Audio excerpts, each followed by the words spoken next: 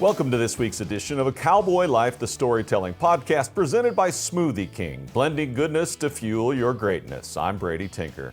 This week we tell you the story of one of the all-time winningest players in NFL history, defensive end Charles Haley. Charles won 5 Super Bowls in his career, 3 with the Dallas Cowboys, and 2 with the team that drafted him, the San Francisco 49ers, and here we go. A prologue to today's story. The Jerry Jones, Jimmy Johnson era came in with a whimper as the 1989 Dallas Cowboys went 1-15. Troy Aikman barely survived. But 2 years after Jimmy had completely remade the Cowboys roster, the team was now fast and athletic on defense and powerful and exact on offense. This new breed of Dallas Cowboys were being noticed. Aikman, Irvin, Emmett, the offense was set with pillars of strength and talent.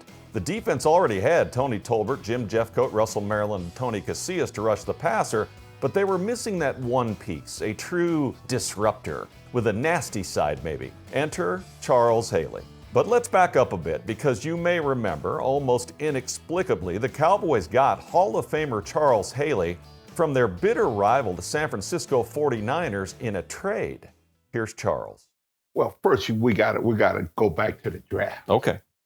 See, the 49ers moved up to get me. I should have been really a blue chip.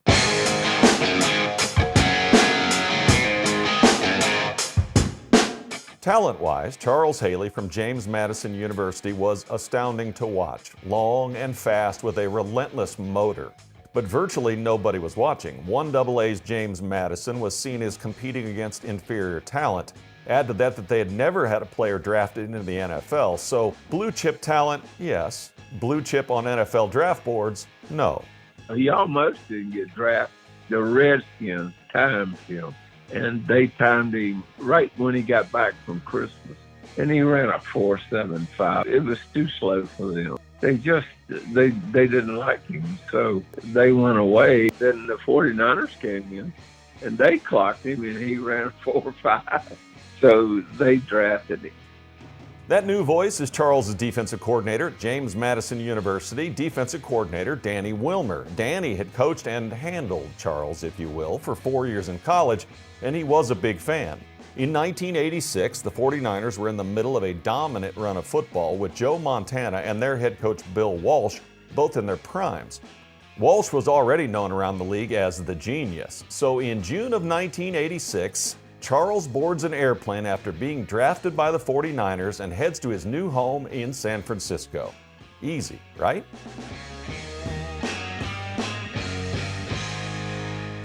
In Virginia, where I grew up, it's white and black, that's it. I didn't know any other race. I'd never seen it before. I get off the plane, I go to a black guy and I go like, where's the baggage claim? He spoke a different language. I went to a white guy, he spoke a different. I said, holy shit. I went back to the gate. Then I kept hearing my damn name, John Gruden. He kept calling me, Charles Haley, come to baggage claim. I'm going like, what the hell is going on, man? Charles Haley, would you please come to baggage claim? This is John Gruden, and someday I'm going to be a really big deal. So I need you to come to baggage claim today. I got a reputation. Would you please come to baggage claim, Charles, today? So he had to come back to the gate to get me. It was terrifying, man.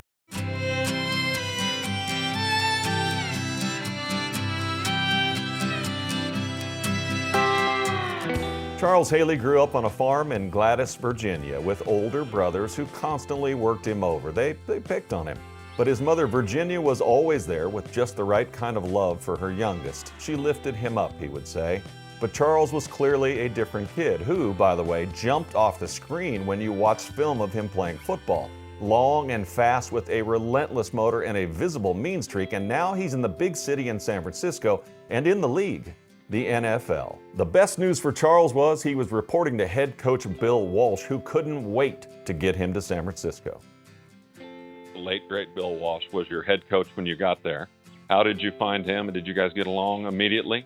Oh, God, man. Coach Walsh, man, he was a dream, man. First preseason game, I went down and kickoff, then they crossed. When they crossed, that means this guy over here gonna get you, right? So when they crossed in front of me, I thought, oh God, I outran that guy, and I got hit. Somehow I fell forward and made the tackle, right? But I don't remember where I was, and all I remember when I woke up was Bill had a special team coach by the shirt and said he'll never play another down special team as long as I'm the head coach. And here we go. 49er special teams coach Fred Von Oppen played college football. He also owned 2 master's degrees, and he'd served in the U.S. Army, and he's certainly ready for almost anything, except maybe coaching Charles Haley. Charles, I bet he was pissed at you. What'd he do next? He put me on all the scout teams. So off of special teams, which were an injury waiting to happen, to scout teams. Now, scout teams are where the backup players on a team work in practice mimicking the other team's players. For example, if the Giants are the next opponents of the 49ers, then Charles is now practicing as if he plays for the Giants. He's doing the same thing the Giants might do in the upcoming game, so his teammates can then prepare for it. Certainly less dangerous than special teams, but certainly not a role that Charles Haley would ever think he should be playing. So he made another unfriendly visit to Coach Von Oppen. And I went out there while he was doing practice because, I went out there in my shoes and, no shirt, and I threw it in his face and said, Bill, I ain't playing no special. That's scout too. He got mad and ran in the building. I said, what the hell? You think he'll put me in timeout? They probably never been around somebody like me. Yeah, not many of us have. And while Charles was consistently a pain in some coaches' butts, he was also quickly becoming a game-changing player with a very special mind for the game of football. I got the playbook. During the preseason, I learned every bit of it. I'm anal. I need to know every detail. So I knew everybody's position on every coverage. Depending on how much you know about football, you may or may not know how unusual it is for a defensive end to know what the other 10 men with him on defense were supposed to be doing at all times. He also learned the offense, and he knew what all of those men were assigned to do too, because oftentimes his defensive meetings, they bored him, so he would get up and walk out, he would walk down the hall and sit in with the offense, and he learned it all, and he remembered every bit of it. Very weird, very unusual and impressive and intimidating and a little bit strange. You were quickly becoming a stud in the NFL, Charles, but I do remember a story about you being hazed in San Francisco your rookie year. It was about 10 of them off the line. They grabbed me and the D-line, Michael Carter and them, and they took me there, and they taped my feet, they taped the top of my head. I'm just, thank God that Bill Walsh walked out on the patio and saw me out there and said somebody to cut me down. That's when I knew something was wrong with me because I couldn't let it go. I had to get them back. And then, the hate just increased,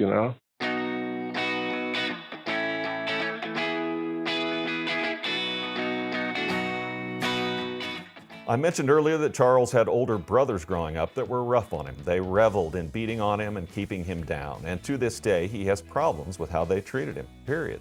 So getting duct taped to a goalpost in the north end zone by a bunch of guys on his own team who were bullying him had terrible childhood memories flooding back into his head just after he arrived in his new home in San Francisco. Because I was having headaches, they put me in this room with a vibrating chair, headphones, and dark glasses. I didn't go to any meeting. It's no way to live having anger and aggression towards those around you that are supposed to be on your side. Charles's brain was working overtime on being angry, and yet you heard him say he missed meetings to be in this dark room that sometimes offered him a little bit of peace. How did he play football at a high level, spending lots of time in that room? Well, you may remember him saying he memorized the entire playbook, and he knew what everyone's job was on every play, and that was no joke. He was very strange, very difficult, but he was also a savant. You know what? You know what made me great? I knew the coverage behind me. I knew what the linebackers were doing. I knew what the guy next to me was doing. So I could take chances. Because if I know this corner is down, that means I got outside. I can jump inside. Somebody's out there to take my place. Defensive playmakers are set up to be able to make plays and sometimes take chances by their defensive coordinators and then by their teammates. But in Charles's case, while that was true, Charles was also set up to be able to take chances because, as you remember, he knew everything that was going on around him in every game, and he knew what it meant and how the other team's offense was working. He was becoming a genius on the football field, and head coach Bill Walsh was damn well going to take full advantage of what his best defensive player had to offer, physically and mentally. I ran the elephant position, and pretty much he just lined me up and tell me, figure it out, make it work. At AT&T, everyone, new and existing customers, get our best deals on every smartphone. Why? Because you deserve it. For turning your living room into your office and your gym. For teaching Grandma how to video call and teaching her again. It's the button on your left, Nana. Okay, your other left. It's not complicated. Everyone deserves something new. So AT&T is giving everyone, new and existing customers, our best deals with every unlimited plan on every smartphone, even the latest ones. AT&T may temporarily slow data speeds if the network is busy. Restrictions and exceptions may apply. Hi, I'm Clint Tillison with... And I'm Jay Novacek, and we're both with... United Ag and Turf, the official tractor provider of the Dallas Cowboys. So, if you need a tractor to bale some hay, a mower to cut some grass, or a gator to get some chores done... Get a John Deere at United Ag and Turf. And then, let's get to work. Hey, Jay, that's my line. Well, not today. Get to work with a John Deere tractor package that's just right for you and your budget. Visit UnitedAgAndTurf.com. Before there was a draft, you could size up a cowboy by 3 simple factors: the crease in his hat, the bend of his brim, and his unbending attitude. A man Stetson didn't just protect him from what life threw at him, it projected a rugged, unstoppable spirit. Stetson hats are still American-made with pride right here in Texas. They're still the unofficial crown of all self-respecting cowboys, and Stetson is proud to be on the field with America's team. Find a retailer nearest you at stetson.com/cowboys. New Dr. Pepper Zero Sugar. You deserve it. I do deserve that. You deserve decadent flavor without sugar, and a day at the beach without sand getting everywhere, and a relaxing bath that your children don't interrupt. I deserve all that? It's really just a visual metaphor for Dr. Pepper Zero Sugar. Everything you want, nothing you don't. A visual metaphor on the radio. I do deserve that. Dr. Pepper Zero Sugar. The zero you deserve is finally here. Bill Walsh put a coach nicknamed Pee-wee with our man Charles, and they, along with defensive coordinator George Seifert, created the Elephant defense for the 49ers. Now, the Elephant is built around one player, a man who can line up and rush the passer at defensive end, but who can also drop into a linebacker position and cover tight ends or chase down running backs. As you can imagine, not many of them have come along ever. But Pee-wee, or Dwayne Board as his mother named him, developed a relationship with Charles, and he became the most feared defensive player in the NFC, winning Defensive Player of the Year in 1990. Other good things were happening. There were also 2 teammates on the 49ers that Charles was particularly fond of. The first one you most certainly know, quarterback Joe Montana. Joe was the best teammate any man could ask for. He was like me, 16-year-old kid just having fun. You know, we loved the damn game. You know, I remember Joe getting hit hard, and he goes, did he catch a ball? I'm going like, wow, you know, he meant a lot to me. Charles had just a few people in his life that he looked up to and appreciated, and maybe even at times revered. Quarterback Joe Montana was right at the top of that list. He would have fun with Charles, and he would tease him, and he loved on him, and he was always there for him. For Charles, Joe was the perfect teammate and friend. Because Joe Montana, Pinocchio, Joe is the greatest human being, guys. He'll walk in this room and you'll think he's your brother. Man, he's phenomenal. So one practice, I just kept jumping off sides, right? Then Bill get mad. He go, what the hell is your problem, Haley? I said, well, Joe's nose is offside, so I just keep jumping. He bust out laughing and it made us go in. 2 days later, we was out there and he blew the whistle. He said, I wish I had a whole damn team of number 94. And then, you know what? We win the Super Bowl and he quit. And then I'm stuck with George ass, you know? Bill Walsh loved Charles Haley, the football player, from the minute he saw him on tape. He drafted him and taught him, and he befriended him. Joe Montana played and lived like Charles thought everyone should. These men were his anchors. They kept him from drifting away. Safety Ronnie Lott was the other 49er that Charles responded to. Ronnie was my mentor, and you know, I used to stay on his wings until he made me go to this charity thing with him, and he gave shoes out at a barbershop. This 10-year-old kid walked up to him, man. This kid gave him the best question in the world. It made me a man. Kid said, what makes you a great player?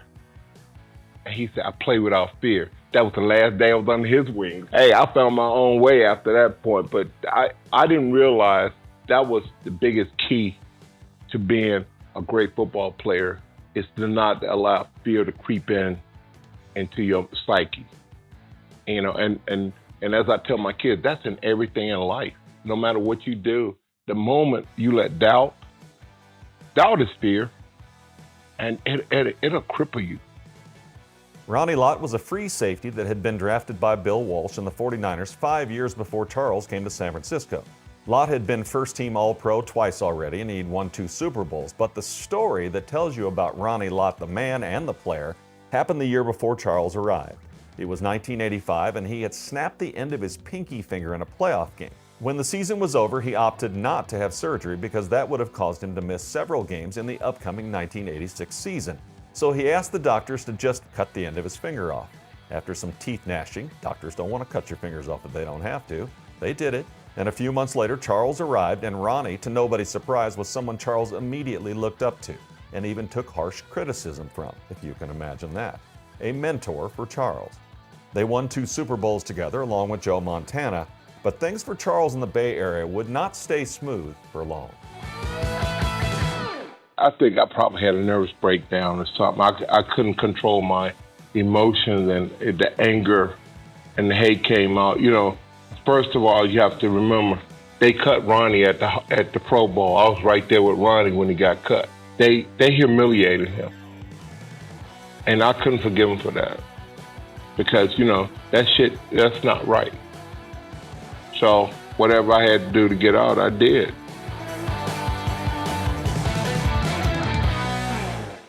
Well, by this time, you know that Charles is great at football and as tough an SOB as you would ever want to meet. But he was also fragile. And when one of the few people that he loved and trusted in the game was not only released, but humiliated in the process, well, that just wasn't going to stand with Charles.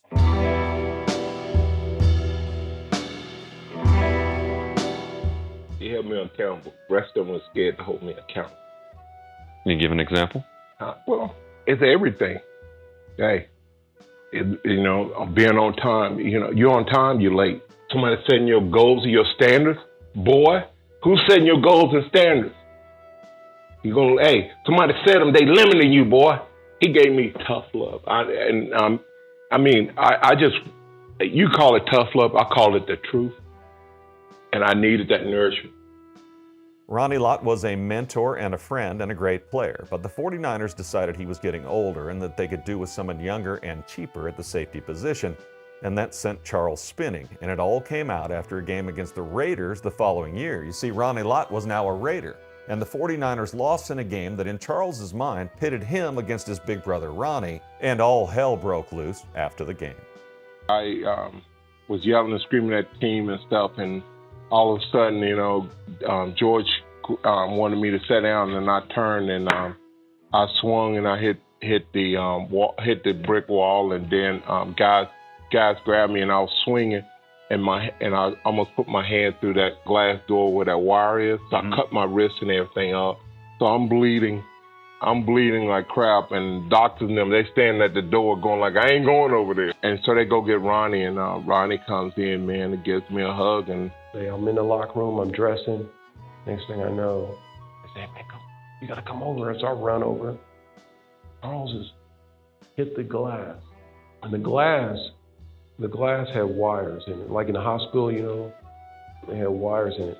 So I come in and I look and I'm going, and I look at his hand, and I know what's going on in his head. I love him like a brother, and I don't think he wanted to lose to his big brother. The doctor was able to look at me and stuff, but from then on, for about 3 or 4 games, it was just really, really emotional for me, and I couldn't control it. Then I went into isolation after that.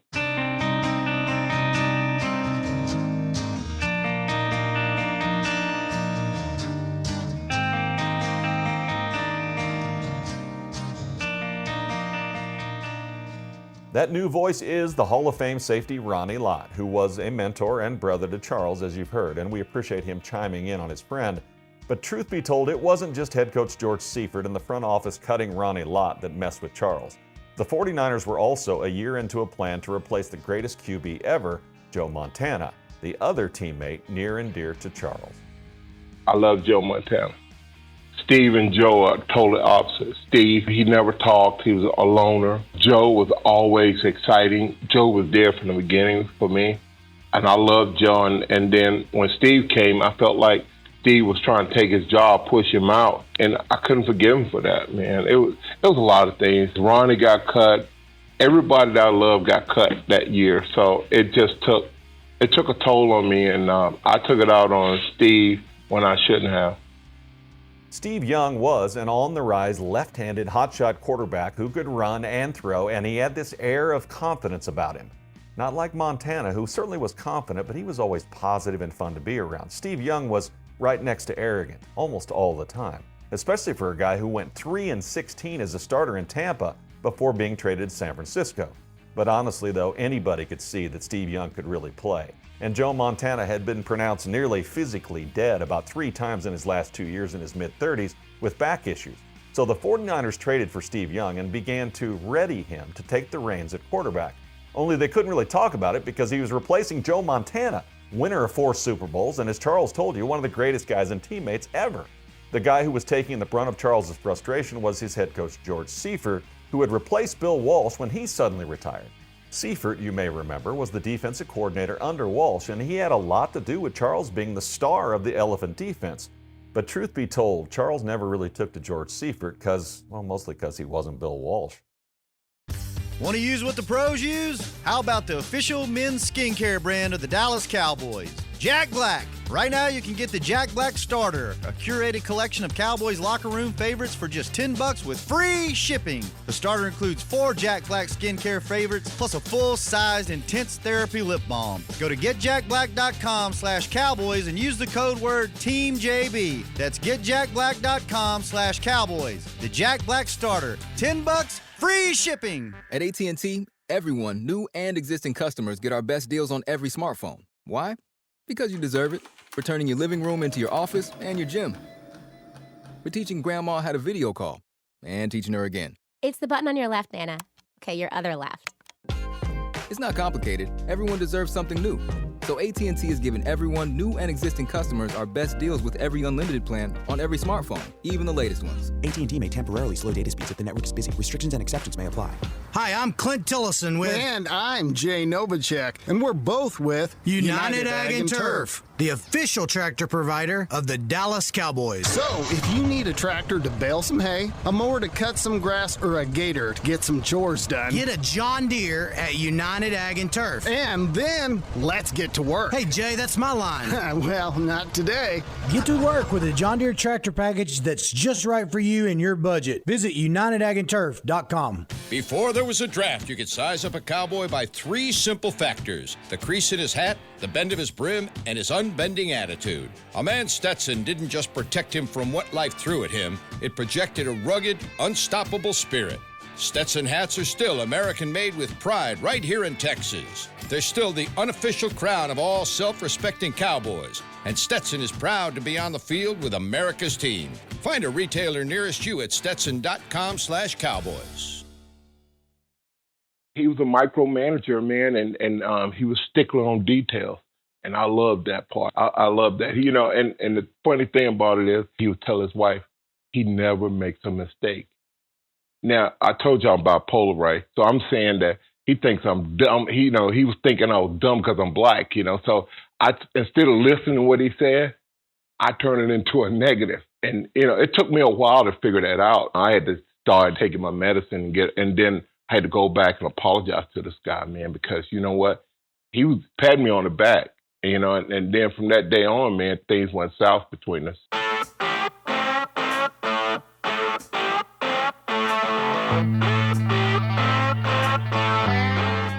In fairness, George Seifert won 2 Super Bowls as the 49ers head coach. He was the first coach to win a Super Bowl in his rookie coaching year since 1968, and he is still the winningest coach in 49ers history with a record of 98-30. But Charles never liked him, and it seemed the 49ers brass didn't either, as they brought in Coach Steve Mariucci to replace him and told him that's what they were going to do. Quote, he'll be your offensive coordinator for the final year of your contract, and then he'll take your job. Okay, man, that sucks. But back to Charles versus George Seifert in our story. So with Ronnie leaving, you and Seifert had separation. You got all over Seifert. Somebody told you to go apologize, as I understand it, and you I think they did. You couldn't bring yourself to do it. I blinked it.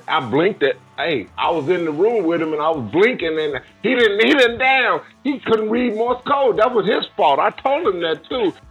Charles clearly was out on George Seifert, and with Ronnie gone and Montana on his way out, Charles was, on his way out too.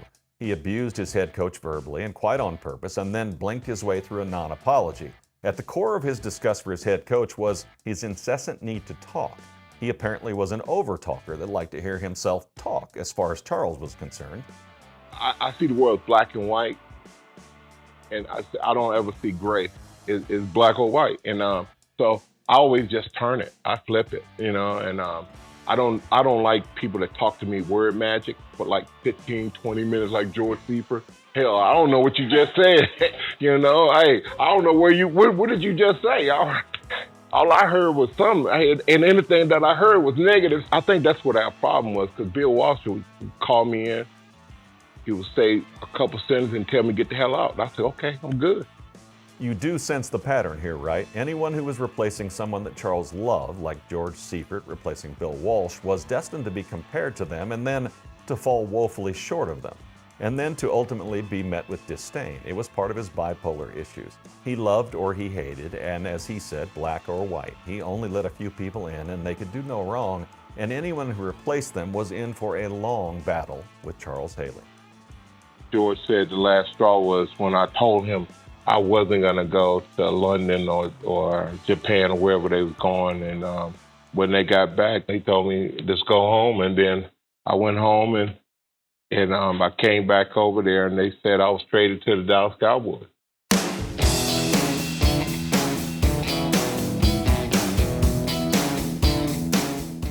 Seems to me there's no way you can blame George Seifert or the 49ers on this. They were running their team, and they were still in a position to win more Super Bowls. Steve Young was a great replacement for the aging Joe Montana.